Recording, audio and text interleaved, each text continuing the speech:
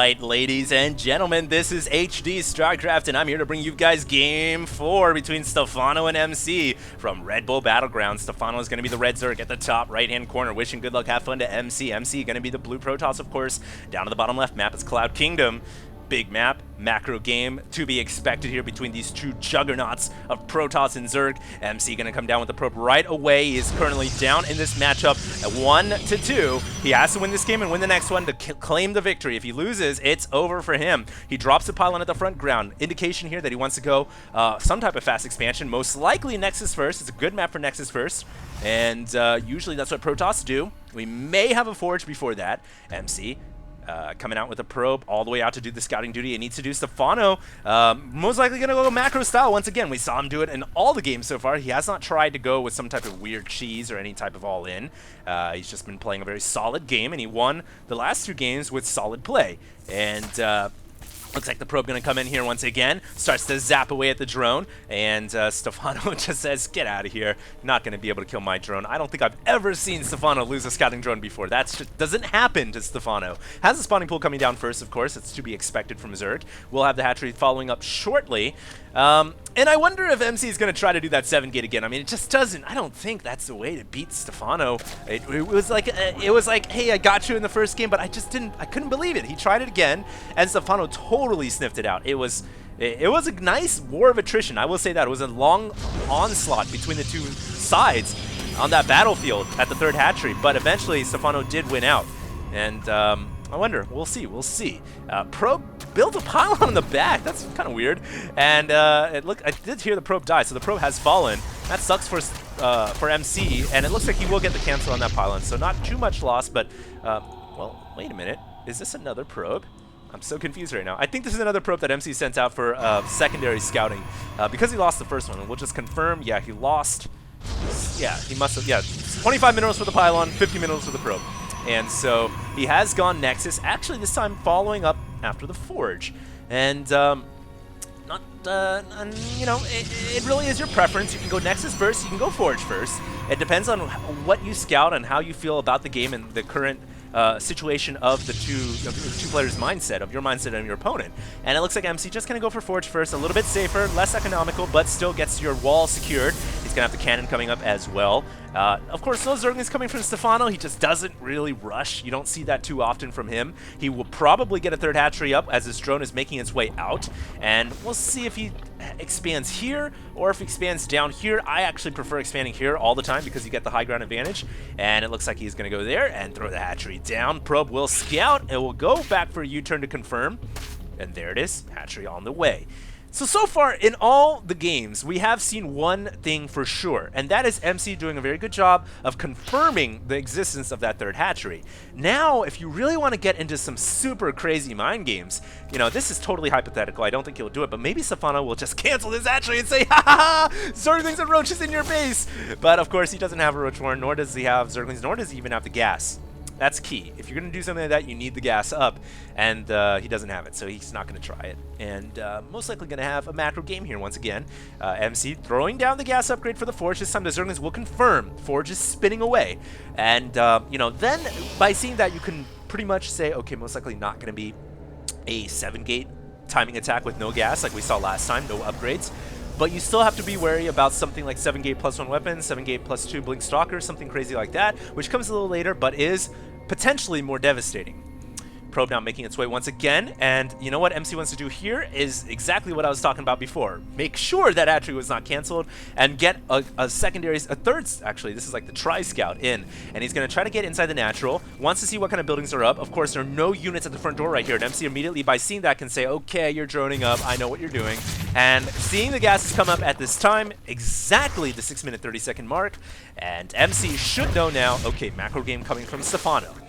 When you see this as Protoss, now the ball's in your court. What will the Protoss do? He has to apply aggression, cannot let Zerg run wild. He is going to throw down a Stargate again.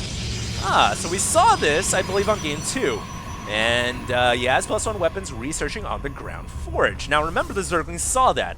When Zerg sees that, at least if I saw that, I would say, okay, probably not going to see a Stargate because he already invested 100 gas into the Forge.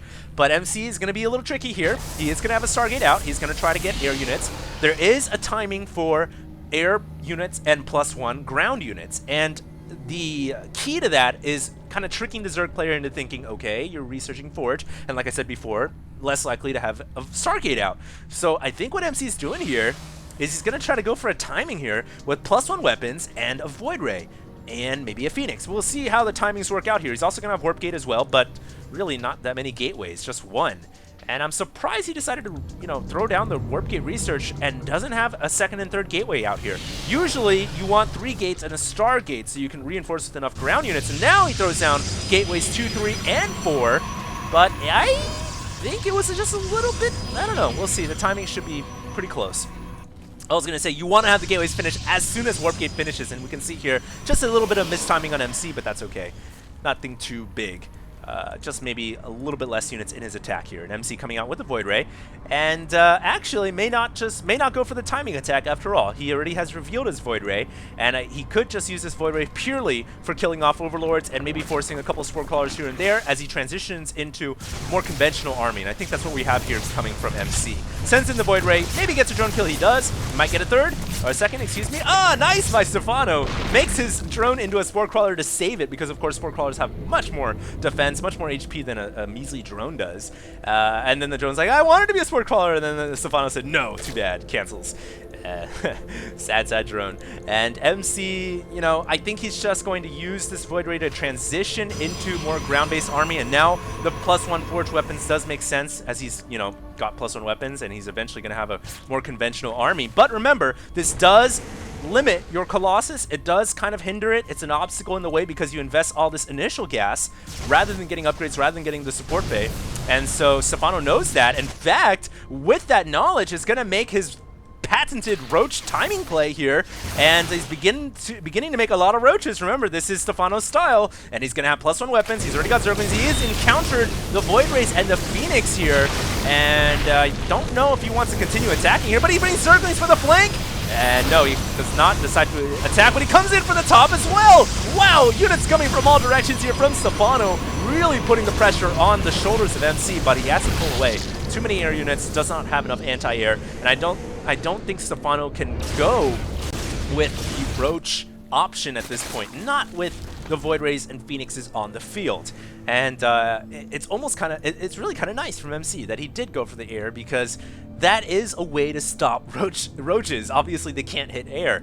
But the thing is, with enough roaches, you can bust through, and when you get an infestation pit, just like we saw on Game 2, I believe, then these Phoenixes are totally incapable of doing anything. And we can see Infestation Pit coming right now. Stephano continuing to apply aggression on the ground. Oh man, when those Infestors hit out on the field, man, these Phoenixes are really going to have something else to worry about. And Infestation Pit has not researched Pathogen Glands yet. So Stephano really should get on that. He needs the Pathogen Glands upgrade. There we go. It has begun to research.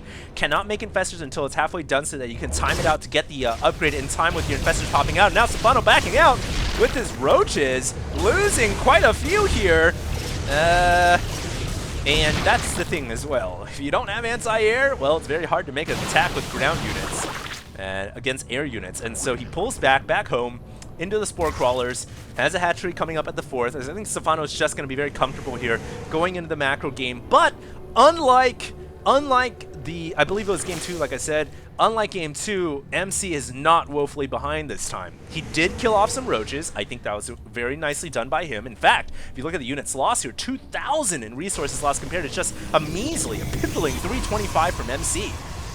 And so with that knowledge in hand, MC is at a much better position than he was in any game I've seen so far, except for the game he's won, of course. And so this is it. This is his moment to tie up the series. He has a War Prism coming at the same time. He has a lot of Stalkers on the field. It would be nice for him to get Colossus out, but it looks like he's going to go for Blink instead of Colossus. I don't know if I agree with that, because Fungal Growth is very good. Infestor is very good against Blink Stalkers. In fact, Fungal prevents Stalkers from blinking away. That was patched in a long time ago. And so that, we'll see. If MC can get the better position initially, if he can get the jump, then Infestors aren't very good, because you can jump with your Stalkers and spread them out before the Infestors can Fungal. But if the Stalkers get caught by Fungal, then it's a whole nother story before they can blink. And we'll see what happens. This is actually pretty nice from Stephano, or excuse me, from MC, because even though he loses the Void Ray and the Observer, he forced 2 Fungals out, and I think that is a better situation for MC because now he has less Fungals to worry about. And so, you know, the Void Ray and the Observer, inconsequential right now. And here we go, he's coming in with everything he's got. Oh, the Phoenix hit the Infestors and the ones with energy as well.